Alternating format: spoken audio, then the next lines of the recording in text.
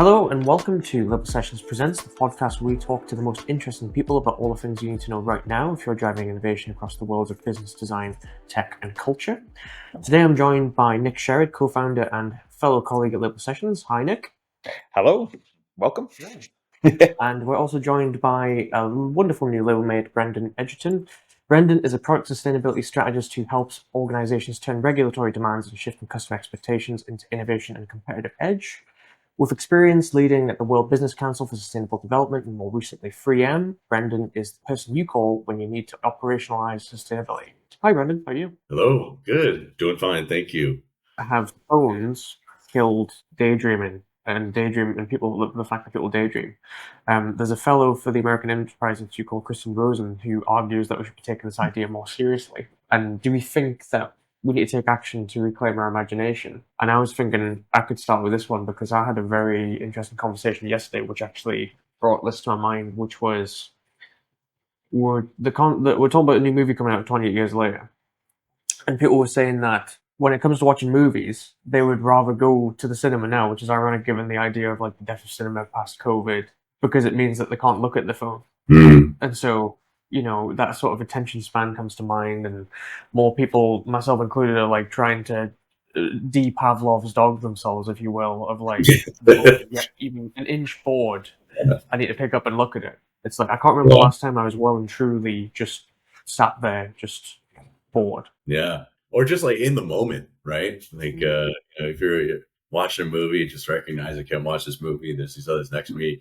The phones have become interceptors of our attention span, right? And it's not an accident. I've certainly just in the last few months realized how much time gets away from me when I'm on the device. And so, same thing. I'm trying to dumb my phone down as much as I can to, just for text, just for phone calls, just for emails, and even the emails, I gotta, you gotta control it, right? Otherwise, it's nonstop. And be very cognizant when I pick up that phone, not to be distracted by notifications or things like that get me sidetracked to take me to some social media platform. No, I'm picking it up to respond to this text, and when I'm done responding to text, I'll put it down. Easier said than done, but I since I've been doing that, I've actually had some time to think and reflect on things and come up with some other business ideas and concepts that I have to be away from a device in order to give that some thought. So I have seen the fruits of that labor, and I can't imagine going back to that full smartphone technology. I mean, I still have an iPhone, but I'm just trying to dumb it down. Yeah, I think it's so weird, isn't it, that we all intuitively know that it has a negative effect. Like I've been having conversations around this for a while. Like, and more articles like this are coming out, and I very rarely meet someone who goes, "Oh no, I've got no problem with my phone." Like, everybody intuitively knows there's something unhealthy about it. It leaves you feeling bad. I actually thought it was really interesting, even with the new interface, if you like, at the Apple developer conference the other week.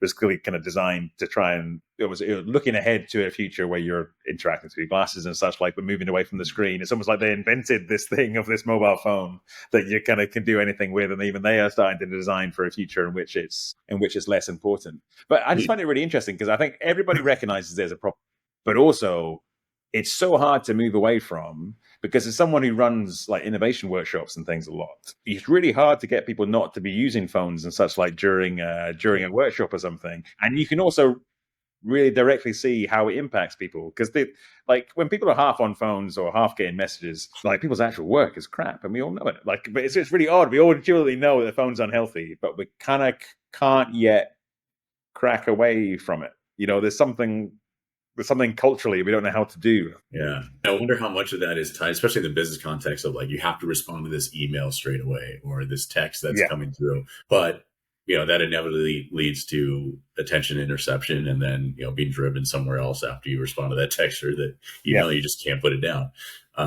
It's a good point. You never see anyone that's just, no, I'm very happy with my 8 hours a day of phone usage. Yeah, but I've been talking about a lot of people who work in tech as well, as you think might be like Yeah, I've got this down. There's something about it which is just difficult. Although, again, the thing I find really interesting, we're talking before about how there was loads of data around how much money was being invested in AI in China, and then it came out with DeepSeek, and everyone was shocked. Like right now, we all say, "Hey, isn't it weird how unhealthy our relationship to our mobile phones are?" But do you remember Nir Eill's book, The Hook Canvas? It was massive for a while. It was literally called The Hook Canvas. And it was like, we've learned from how Instagram does things and you can get people hooked on your product. It was like, it was right there. We're designing products that literally hooked people based on their like dopamine cycles. And yet we've got to the point where a few years down the line and we're like, hey, it turns out all these products are really unhealthy. Yeah. Bank apps that want you to look at how much money you have every day. That's a mental thing to do when people don't have that much money. Like, why did we do that? Like, it's just really, we literally all collaboratively created this thing that we've found is unhealthy and are acting like it's somehow surprising. It's like of course it was. Yeah. Well, I mean, I think the closest comparison is smoking, right? It's not good for you. It's just hard to quit. Some people who go into smoking know that going into smoking, it's hard to quit, but we're going to do it anyways. And looking at it from that perspective of these things are designed and engineered to be addicting. How do we, then reverse that or allow ourselves to be free from that in some way?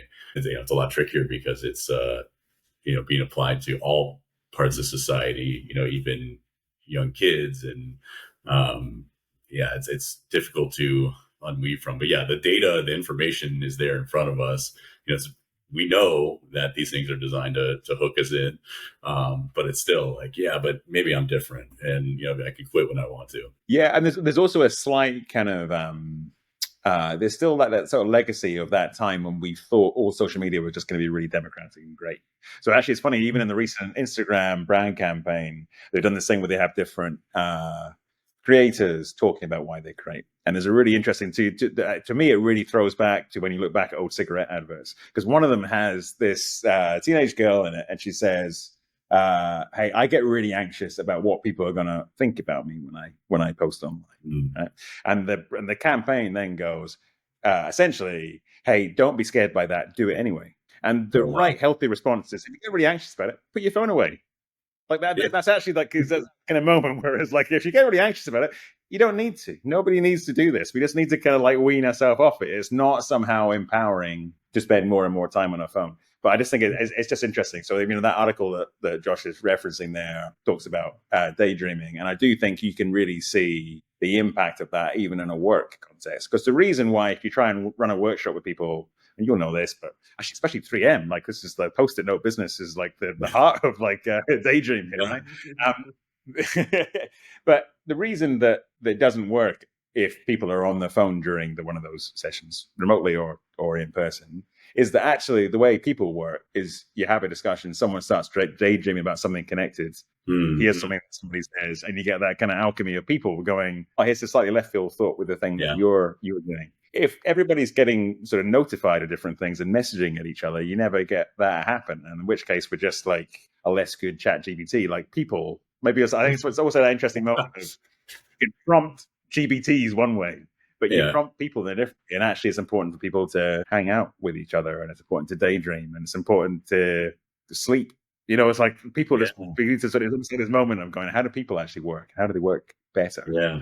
That's such a good point. Yeah, that kind of secondary, tertiary, or back of mind that goes on when you're really paying attention to something and connecting. That's at best what you're going to get is a response on time to your question, and typically that answer to your question is half paying attention. And so it really is kind of might as well just put something in Chat GPT and ask them, because it's not always the most constructive.